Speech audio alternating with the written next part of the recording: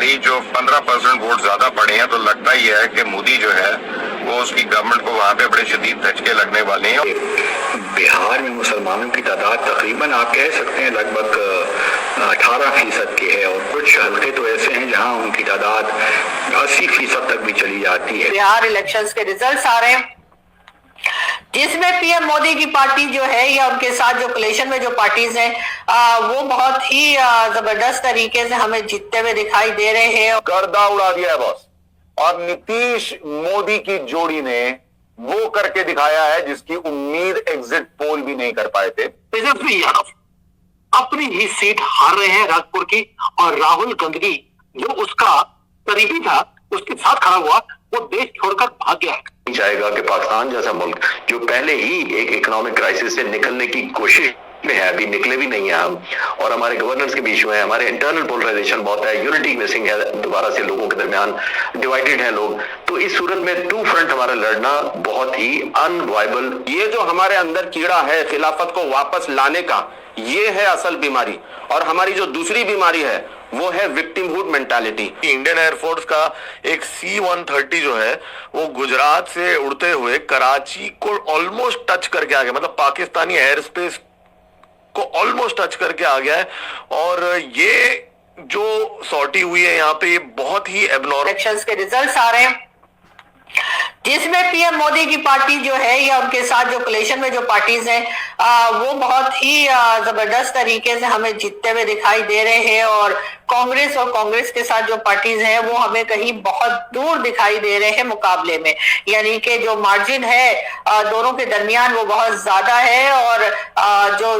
कह लीजिए जो बीजेपी और उसके साथ जो पार्टीज हैं वो एक काफी बड़े मार्जिन से जो है बिहार इलेक्शंस में जीतते हुए साफ दिखाई दे रहे हैं। ये और बात है कि राहुल गांधी ने और उनकी पार्टी ने हर तरह से कोशिश की, कभी बताने की कि कभी वोट चोरी का इल्जाम लगाया, कभी कुछ और कहा, कभी किसी मॉडल को लेकर आ गए और कहा कि जी ये ब्राजीलियन मॉडल है और ये भारत में वोट डाल रही थी। लेकिन पब्लिक जो थी वो अपने दिमाग से सोचती है, पब्लिक अपने हिसाब से चलती है। तो ये एक बहुत अच्छी बात जो कि मुझे भारत की लगती है, कम से कम वहां पर इलेक्शन में या इलेक्शन के दौरान जो है कोई इस तरह का काम नहीं होता जो पाकिस्तान में होता है कि जी मैंडेट किसी और का है और हुकूमत किसी और को मिल गई है। तो वो चीज भारत में नहीं होती है, और शायद यही वजह है कि हम वहां पे इलेक्शंस को काफी साफ शफाफ और क्लियर जो है इलेक्शंस को देखते हैं। इस वक्त भी बिहार के इलेक्शंस में बहुत इससे पहले बहुत ज्यादा शोर मचाया गया, बहुत प्रोपेगेंडा किया गया, या बहुत ज्यादा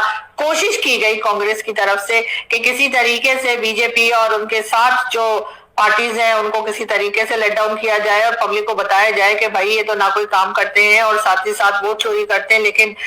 लोगों ने इनकी बात का भरोसा नहीं किया, और जाहिर है कि वो भारत में लोग जो है वो इस चीज में जरूर आजाद है कि वो कहाँ वोट देना चाहते हैं, किसको देना चाहते हैं या किसको पावर में लाना चाहते हैं। तो इसीलिए एक बार फिर हमने देखा कि आज जो रिजल्ट्स आए, जिसका इंतजार ना सिर्फ हिंदुस्तान में बल्कि पाकिस्तान में भी बहुत जोर शोर से किया जा रहा था, और बहुत से लोगों का ख्याल था कि शायद राहुल गांधी जो कैंपेन चला रहे हैं, राहुल गांधी और उनकी पार्टी जिस तरीके से बात कर रही है, सोशल मीडिया पे जो कुछ दिखाई दे रहा था, उसको देखते हुए कई लोगों का ख्याल था कि शायद जो है वो बीजेपी नहीं जीत पाएगी, या पीएम मोदी की पार्टी जो है वो हार जाएगी, और या अगर जीत भी जाए तो काफी टफ किस्म का कंपटीशन होगा और नेक टू नेक जिसे कहते हैं कि इस तरह से कोई कुछ चल रहा होगा। लेकिन ऐसा कुछ होता हुआ हमें दिखाई नहीं दिया। एक बहुत लंबे मार्जिन से जो है वो बीजेपी और उनके साथ की जो पार्टीज हैं वो जीतती हुई दिखाई दे रही है। अभी तक जो रिजल्ट्स हमने देखे इंडियन टीवी चैनल्स पे जो आ रहे हैं उसको देखकर तो यही लग रहा है कि मेरे ख्याल है कि राहुल गांधी ने जो भी कोशिश की या उनकी पार्टी ने जो कोशिश की, जो कि यकीनन एक पॉलिटिकल लीडर के तौर पे उनका एक फर्स्ट उनकी ड्यूटी थी या उनका काम था जो वो कर रहे थे, लेकिन बहरहाल उसमें वो बुरी तरीके से नाकाम दिखाई देते हैं। और प्राइम मिनिस्टर मोदी और उनके साथ की जो पार्टीज है वो हमें बहुत ही शानदार तरीके से आगे बढ़ते हुए और जीतते हुए दिखाई दे रहे हैं। इसका मतलब यही है कि जो पब्लिक है वो इस वक्त भी जो है इस वक्त की गवर्नमेंट जो मौजूद है भारत में उसी का साथ दे रही है, और इस वक्त वो किसी खास चेंज के मूड में दिखाई नहीं दे रहे। तो एनडीए के जीत के अंदर भी जो आंकड़े सामने आ रहे हैं उसकी वजह से सेंटर की राजनीति और स्थिर हो रही है, 2029 से पहले स्टेबल हो रही है, और मानो या ना मानो Nitish babu has also been cut to size. मैं कोई उन्हें डिमीन नहीं कर रहा हूं, लेकिन राजनीतिक पॉइंट ऑफ व्यू से कर रहा हूं, ब्लैकमेलिंग के पॉइंट ऑफ व्यू से कर रहा हूं, अपनी कंडीशन रखने के लिए पॉइंट ऑफ व्यू से रख रहा हूं कि केंद्र की सरकार मजबूत हो चुकी है। इस चुनाव के बाद डायरेक्ट असर केंद्र की सरकार पर है। पहला, देश कैसे बचा? एक तो इस तरह बचा कि बीजेपी की ब्लैकमेलिंग अब नीतीश के एंड से नहीं हो सकती, ना केंद्र में ना राज्य में। अब बात आती है जो मैंने शुरू में की थी और थंबनेल बनाया कि ये देश कैसे बचा बिहार को लेकर। सोचो महागठबंधन आ जाता, सोचो राहुल को अच्छे नतीजे देखने को मिल जाते, सोचो कांग्रेस का स्ट्राइक रेट शानदार होता, सोचो फिर इसी राहुल गांधी का ये अल्ट्रा लेफ्टिस्ट जो इसका डिस्ट्रक्टिव एजेंडा है वो क्या रंग दिखाता, इसका अल्ट्रा सोशलिस्ट एजेंडा क्या रंग दिखाता, जिसकी जितनी आबादी उतनी इसकी हिस्सेदारी, ये क्या रंग दिखाता, वोट चोरी का मुद्दा क्या रंग दिखाता, जेन जी को लेकर राहुल क्या रंग दिखाता। भाई साहब, इस देश में ये व्यक्ति बिहार जीतने के बाद एक दुगनी ऊर्जा से दिल्ली में बैठकर केंद्र की सरकार को भी अस्थिर करता, बिहार की सरकार को ब्लैकमेल करता, यानी तेजस्वी की सरकार को ब्लैकमेल करता, और इस देश की जेन जी को भी भड़काता, इस देश में जातिवाद भी भड़काता, इस देश में जिसकी जितनी आबादी उतनी उसकी हिस्सेदारी के कंसेप्ट को भी भड़काता। इस नजरिए से जब आप बिहार का चुनाव देखोगे, it is a picture perfect ending to a election. Pakistani पहले जिस तरह ये लोग बातें कर रहा था बिहार इलेक्शन में मोदी जी हारेगा, ये पाकिस्तानी मीडिया में बहुत ज़्यादा चर्चा हो रहा था जब ये इलेक्शन चल रहा था बिहार के अंदर दोस्तों।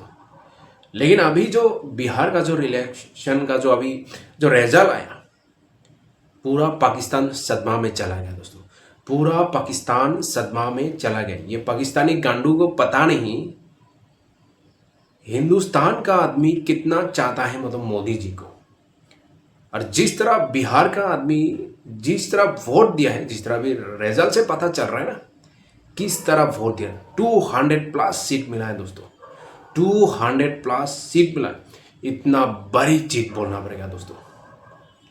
लेकिन क्यों ये पाकिस्तानी बोलता है मतलब मोदी जी अगर हारेगा, अगर मोदी जी अगर हिंदुस्तान का प्राइम मिनिस्टर नहीं होगा तो पाकिस्तान के लिए अच्छा होगा, क्योंकि मोदी जी जिस तरह ये लोग का टफ टाइम दिया है पाकिस्तान को, जिस तरह पाकिस्तान का पिटाई किया, दुनिया के सामने नंगा करके रख दिया, जिस तरह भी पाकिस्तान पुलवामा किया, पाकिस्तान के अंदर जिस तरह बालाकोट में स्ट्राइक किया,